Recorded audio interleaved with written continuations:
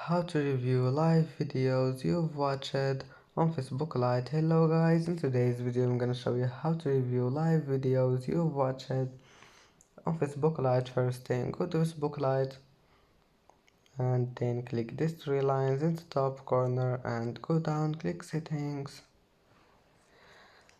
and now just go down. Here you will find activity log and then click look at actions and other activity, and here just go scroll down.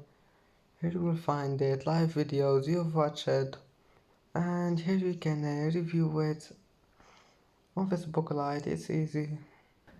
And that's it for today's video. If you like this video, please don't forget like and don't forget subscribe, and thank you for watching this video until the end, and see you in the next video.